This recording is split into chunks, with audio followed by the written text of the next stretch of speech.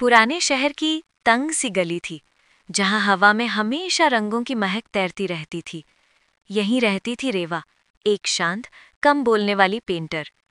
उसके कमरे में एक बड़ी अधूरी पेंटिंग थी, जिससे वो हर दिन दिल की बात करती थी। एक दिन गली में नया लड़का आया, नकुल। उसके पास एक कैमरा था, टूटा हुआ, लेकिन उसकी नज़र दुनिया की छोटी छोटी सुंदरियां पकड़ लेती थी। रेवा की पेंटिंग देखकर वो बोला, ये जो अधूरा हिस्सा है, क्या मैं इसे समझ सकता हूँ? रेवा ने बस हल्के से मुस्कुरा दिया। दिन बीतते गए। नकुल रोज उसके पास आता, कहानी सुनाता, तस्वीरें दिखाता। रेवा चुपचाप सुनती रहती, और उसकी पेंटिंग हर दिन थोड़ा थोड़ा बढ़ती जाती। दोनों के बीच एक अनकहा रिश्ता बन रहा था, जो आवाज से नहीं, सिर्फ मौन से भी समझा जा सकता था। एक सुबह गली शांत थी। नकुल का दरवाजा खुला पड़ा था और कमरा खाली। वो बिना बताए कहीं चला गया था। रेवा की पेंटिंग का वही हिस्सा फिर से अधूरा रह गया। रेवा ने पेंटिंग के उस हिस्से को छुआ और कहा, कुछ लोग शायद इसलिए आते हैं ताकि हमें सिखा जाएं, अधूरापन भी एक कला है।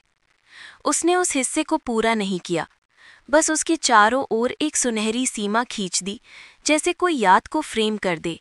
रेवा ने पेंटिंग के उस अधूरे हिस्से के चारों ओर सुनहरी सीमा तो खींच दी थी, लेकिन उसके कमरे में एक शांत धड़कन अब भी नकुल की जगह ढूंढ रही थी।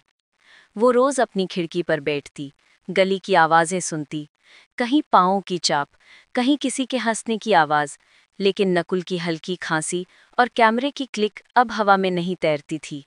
एक दिन दरवाजे के नीचे एक छोटा सा कागज फिसल कर गिरा। रेवा ने उठाया। उसमें बस 2 लाइनें थीं।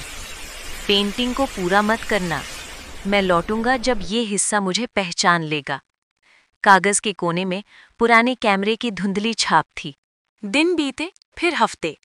रेवा ने पेंटिंग नहीं छुई, बस कमरे में एक दूसरा छोटा कैनवस लगाया, जहां वह इंतजार को रंगों में व्यक्त करने लगी।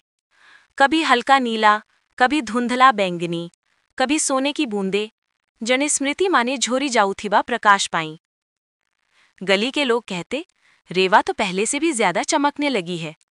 लेकिन रेवा जानती थी, चमक नहीं, ये उम्मीद की परतें हैं। एक शाम जब बारिश धूप से झगड़ा कर रही थी, गली के मोड़ पर एक परछाई उभरी। कंधे पर वही पुराना कैमरा, कपड़ों पर यात्राओं की धूल। रेवा की सांस हल्के से अटक गई। नकुल दरवाजे पर खड़ा था। उसने मुस्कुराकर कहा, क्या मेरी जगह अभी भी खाली है? रेवा ने कहा कुछ नहीं, बस कैनवस का अधूरा हिस्सा दिखा दिया। नकुल ने पेंटिंग को देखा, फिर रेवा की आंखों को। उसने कहा, मैं दूर इसलिए गया था, खुद को पूरा करने, ताकि अधूरेपन का मतलब समझ सकूं। रेवा ने धीरे से पूछा, अब समझ आए? नकुल ने सिर हिलाया। हाँ, कुछ अधूरेपन पूरा नहीं होते, बल्कि हमें पूरा कर देते हैं। दोनों ने मिलकर पेंटिंग को नहीं भरा, बस उसके पास एक छोटी सी तारीख लिख दी।